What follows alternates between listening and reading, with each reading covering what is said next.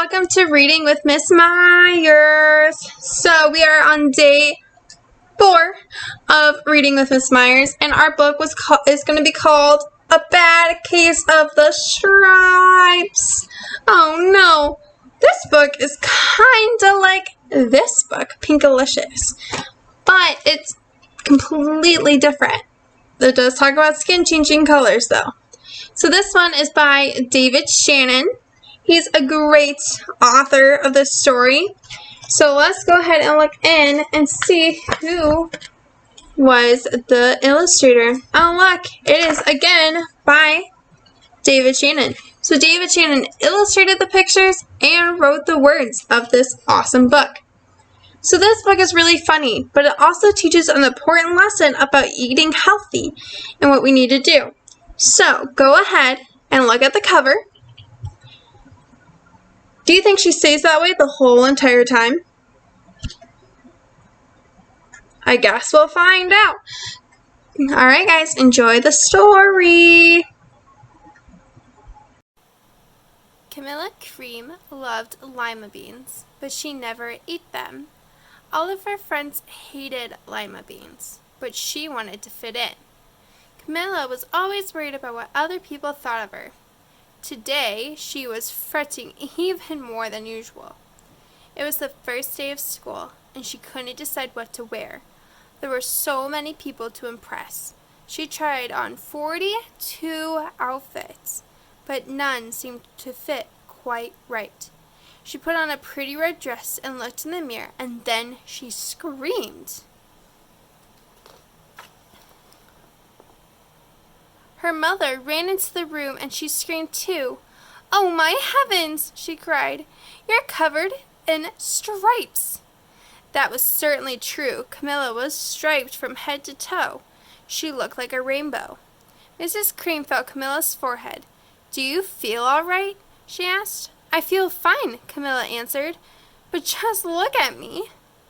"You get back into bed this instant," her mother ordered. "You're not going to school today." Camilla was relieved. She didn't want to miss the first day of school, but she was afraid of what the other kids would say. And she had no idea what to wear with those crazy stripes. That afternoon, Dr. Bumble came to examine Camilla.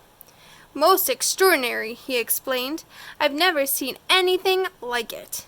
Are you having any coughing, sneezing, runny nose, aches, pains, chills, hot flashes, dizziness, drowsiness, shortness of breath, or uncontrollable itching?" "No," Camilla told him. "I feel fine." "Well then," Mr. Bumble said, turning to Mrs. Cream, "I don't see any reason why she couldn't go to school tomorrow. Here's the ointment to clear those stripes up in a few days. And if not, you know where to reach me." And off he went. The next day was a disaster. Everyone at school laughed at Camilla. They called her Camilla Crayon and the Night of the Living Lollipop. She tried her best to act as if everything was normal, but when the class said the Pledge of Allegiance, her stripes turned red, white, and blue, and she broke out in stars.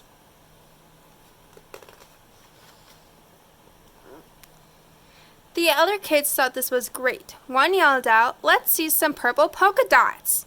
Sure enough, Camilla turned all purple polka dotty. Someone else shouted checkerboard, and a pattern of squares covered her skin. Soon, everyone was calling out different shapes and colors, and poor Camilla was changing faster than you can change channels on a TV. That night, Mr. Harms, the school principal, called. "I'm sorry, Mrs. Cream," he said. "I'm going to have to ask you to keep Camilla home from school.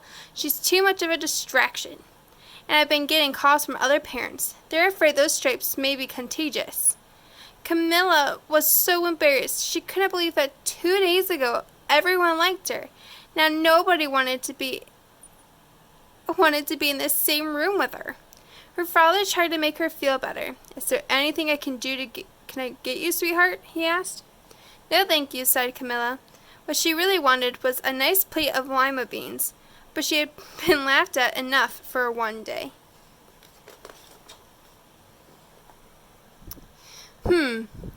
Well, yes, I see, Dr. Bumble mumbled when Mrs. Cream phoned the next day. I think I'd better bring in the specialists. We'll be right over. In about an hour, Dr. Bumble arrived with 4 people in long white coats. He introduced them to the Creams. This is Dr. Group, Dr. Sponge, Dr. Cricket, and Dr. Young. Then the specialist went to work on Camilla. They squeezed and jabbed and tested, and it was very uncomfortable. Well, it's not the mumps, concluded Dr. Group. Or the measles, said Dr. Sponge. Definitely not chicken pox, put in Dr. Cricket. Or sunburn, said Dr. Young. Try these, said the specialist. Each handed a bottle filled with different colored pills. Take one of each before bed, Dr. Group. They filed out the front door and followed Dr. Bumble. Uh-oh. That night, Camilla took her medicine. It was awful. Then she woke up the next morning and she did feel different, but when she got dressed, her clothes didn't fit right. She looked in the mirror, and there, staring back at her, was a giant multicolored pill with her face on it.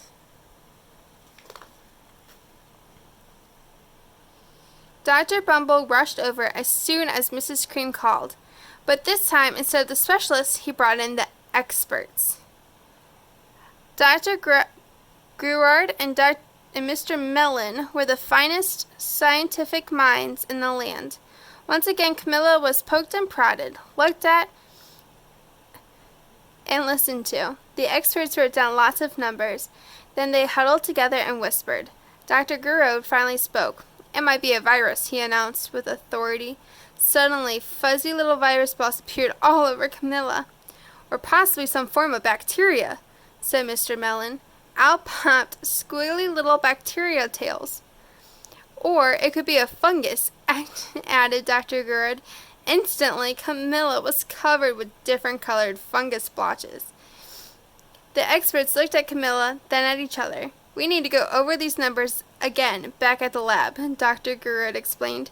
We'll call you when we know something, but the experts didn't have a clue, much less a cure.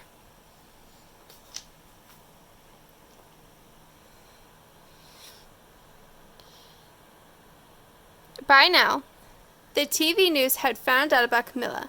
Reporters from each channel were outside her house, telling the story of the bizarre case of the incredible changing kid.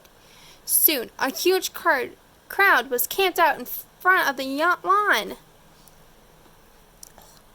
The Creams were swamped with different kinds of remedies from psychologists, allergists, herbologists, nutritionists, psychs, and an old medicine man, a guru, and even a vegetarian. And so-called cure only added poor Camilla's strange appearance until it was hard to even recognize her. She spreaded roots and berries and crystals and feathers and a furry long tail, but nothing worked. One day, a woman called herself an environmental therapist and explained that she could cure Camilla.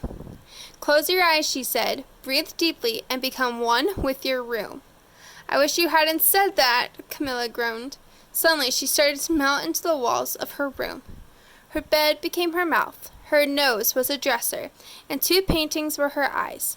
The therapist screamed and ran from the house. What are we going to do? Cried Mrs. Cream. It's just going to get worse and worse.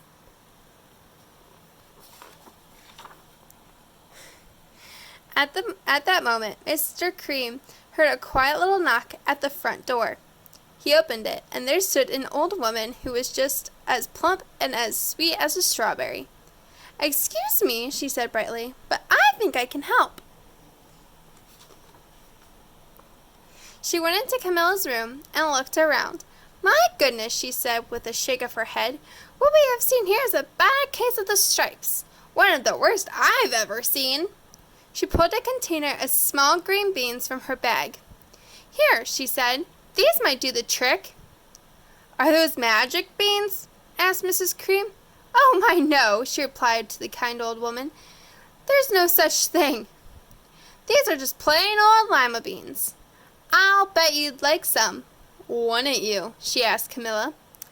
Camilla wanted a big, heaping plateful of lima beans, more than just anything, but she was still afraid to admit it. Yuck, she said. No one likes lima beans, especially me. Oh dear, the old woman said sadly. I guess I was wrong about you. She put the beans back in her bag and started towards the door. Camilla watched the old woman walk away. Those beans would have tasted so good, and being laughed at for eating them was nothing compared to what she had been going through. She finally couldn't stand it. Wait, she cried. The truth is, I really love lima beans. I thought so, said the old woman with a smile. She took a handful of beans and plopped them into Camilla's mouth. Mmm, said Camilla. Suddenly, the branches, feathers, and squiggly tails began to disappear. Then the whole room swirled around. When it stopped, there stood Camilla, and everything was back to normal. I'm cured, she shouted. Yes, said the old woman. I knew the real you was in there somewhere. She patted Camilla on the head. Then she went outside and vanished into the crowd. Afterward, Camilla wasn't quite the same. Some of the kids at the school said she was weird, but she didn't care a bit. She ate all the lima beans she wanted, and she never had even a touch of the stripes again. Hi friends, so we just finished reading A Bad Case of the Stripes. So, what did you think? Did you like it? Oh yeah, it was totally a good book. And I thought it was funny that every time somebody said a different shape or a different color, she changed to it, which is kind of funny. So what are some important lessons that we learned here? An important lesson would be about maybe eating healthy. And, the bottom line lesson would be also that it does not matter what everyone else thinks. If you like lima beans, you like lima beans. And to not care what those other people think. So this book is really good about showing you that you can be you and that it's okay to be you. And to not feel like you have to be like everyone else. So, what is the lesson that you learned?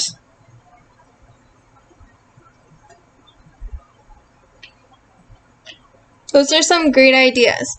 So, right now what I want you to do is go to the Google Doc and write how you felt about this story. Alright guys, have lots of fun.